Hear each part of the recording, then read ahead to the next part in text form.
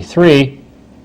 And so if you split that difference with the employees can make quite a bit more per year, and the company still is making a fair amount more in operating profit. So you look at these two things, and what do you conclude? Well, first of all, when I look at that 32% margin for the top performers, I realize that it's coming from selling higher, not buying better. If you're an $8 million distributor or you're an $11 million distributor, the extra $3 million of, quote, purchasing power is not going to give you, it's going to give you negligible, improvement on your margin dollars. So I'm going to say the vast majority of the increase in margin profitability is coming from just charging higher prices somehow. So how do you go out there and charge higher prices? Well, first of all, if you have distinctive basic service brilliance in your customer's mind, you're FedEx, you unconditionally guarantee to get the product there tomorrow as opposed to the post office who might get it there, you can charge a premium. In distribution type businesses, that's a 5 to 10% premium. So 24% margin, 10% of 24 is another 2.4%. That would get you up to about 26.5%. So they could charge a little bit more, a couple points, because their service is better. Obviously, they are not going after low margin, big volume customers for the volume is vanity sake of it, where they may break even. And there certainly are customers like that. The business is a big thing, you want the contract, they think the volume's going to be good, and you bid it too tightly, and so you're really doing a lot of empty volume with no profits. They clearly don't have any of those customers in their portfolio. And it would suggest to me also that they're not taking care of small customers on small orders that cause them to lose money on every order. I mean, basically, they've decided that, if they're going to do business with a customer, they're going to make money on them. If they can't make money on them, they don't want to do business. Maybe it's those kind of customers that come to you. So it looks like the top 10% are being very selective about who they sell, and that's a big part of their inherent profitability.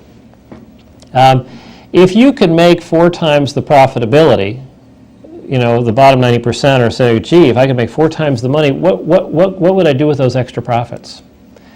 And let's look at this next slide, where it's kind of a total cause and effect phenomenon. If you go back to Module 2.1, everybody wanted more. They wanted more pay, they wanted medical benefits, and we figured it might cost 5, 6, 7, 8% more per year per warm body to, take care of that. Well, we then pointed out that we can't pay more unless we have more productivity per person, or more gross margin dollar per head per person. So that's got to go up 5 to 8% to support number one. But if gross margin dollars have got to go up 5 to 8%, then sales volume per employee has got to go up 5 to 8%, assuming we maintain the same margin percent. But if our sales go up 5 to 8%, we're going to need 5 to 8% more inventory and receivables. And where are we going to get the money to finance growth in inventory and receivables? So I'm jumping a little bit ahead, but the average IDA firm has got about $3 million of assets in the business, mostly in inventory and receivables. If that grows 10%, that's $300,000 of additional working capital that company needs. Where are they going to get the $300,000 to support more sales, to get more margin dollars, to be able to pay more to the employees? The answer is you got to make money, 1, and 2, you have to reinvest it. So the question is, does your company make enough profit after tax to put back in the business to finance your future? Well, I think what we are coming to is to realize that 90% of the distributors in the IDA group, and I think that's representative of distributors in every major distribution channel out there, really have very tiny, fragile profit lines. And I would say right now, certainly in '99, and maybe worse now because the country is going into an economic recession as I speak here, the profits are minimally sufficient to finance minimal growth, which is not going to give the employees what they really want long term.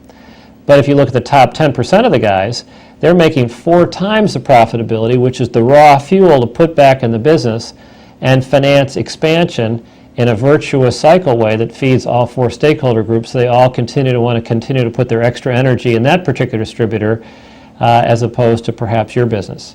And what's interesting is those top 10% have done this without the benefit of all the ideas, well, possibly, but most of the ideas in this videotape.